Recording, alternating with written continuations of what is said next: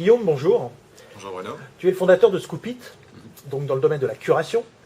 J'aimerais qu'on parle d'un terme que vous utilisez, le lean content, qui est la création de contenu sans être forcément le plus parfait possible, mais créer du contenu un peu à la volée, rapidement, en prenant des idées à droite à gauche pour créer du contenu tel que toutes les sociétés en font, sans s'en rendre compte pour l'exploiter sur le net. Ouais. Alors nous, la façon dont on le définit, c'est de dire voilà comment on peut avoir un impact avec sa stratégie de contenu quand on n'a pas des millions à dépenser, quand on n'a pas beaucoup de ressources. Donc c'est le do more with less. C'est ça ce qu'il y a derrière ce terme lean. Et ça englobe plusieurs stratégies. La curation en est une, puisque la curation permet de gagner du temps dans une stratégie de contenu, mais il n'y a pas que ça. Il y a le fait de dire, voilà, il y a des gens qui ont développé des best practices pour bloguer de façon rapide, efficace. Et c'est aussi le fait de dire, voilà, on peut recycler en fait pas mal d'idées de contenu. Par exemple, quelque chose que les Américains appellent le repurposing. C'est dire, voilà, quand on a fait un blog post qui a bien marché, on peut en faire une vidéo, on peut en faire un podcast, on peut en faire un SlideShare, on peut peut-être en faire une réponse sur Quora. On peut utiliser maintenant beaucoup de plateformes, dont Scoopit, mais pas que, pour finalement avoir un maximum d'impact sans avoir des millions à dépenser.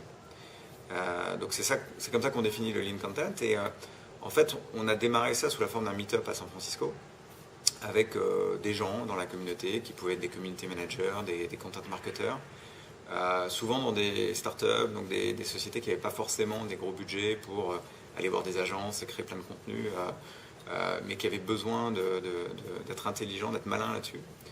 Et on a vu que ça prenait, qu'il y avait beaucoup de gens qui avaient des expériences à partager.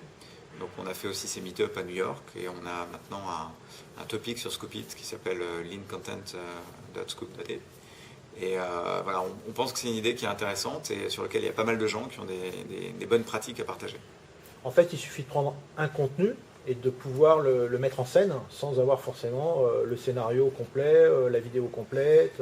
Je pense qu'il y a beaucoup de choses. Ce que tu décris, c'est ce qu'on appelle le repurposing, c'est dire voilà, j'ai un contenu, je vais le retravailler sous différentes formes.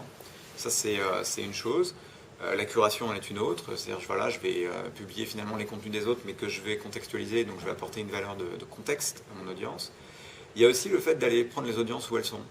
C'est-à-dire que par exemple, faire du guest blogging chez d'autres, ça me permet de quoi? C'est comme ça, moi avant même qu'on ait un blog sur Scoopit, le premier article que j'ai écrit sur Scoopit, c'était sur TechCrunch, voilà, pour parler un peu de la curation, comment on voyait les choses. J'ai eu donc toute l'audience de TechCrunch qui potentiellement pouvait lire mon contenu, alors que j'en avais pas sur notre blog. Mais on peut faire la même chose sur Quora. Moi je trouve que c'est une plateforme qui est géniale, Quora, c'est qu'on a déjà des gens on sait qui est intéressé par la réponse, donc c'est comme une plateforme de blogging, mais sauf que au lieu de bloguer dans le vide, je sais qu'il y a des gens qui attendent une réponse. Récemment il y a Medium, la nouvelle boîte de Eve Williams, qui est aussi un concept intéressant, c'est-à-dire que là je vais bloguer mais en apportant ma voix à celle d'autres qui parlent de la même chose, et donc je bénéficie quelque part de leur audience, je vais être inscrit dans un programme, et donc je ne serai pas chez moi, mais d'un autre côté je profite de l'audience des autres.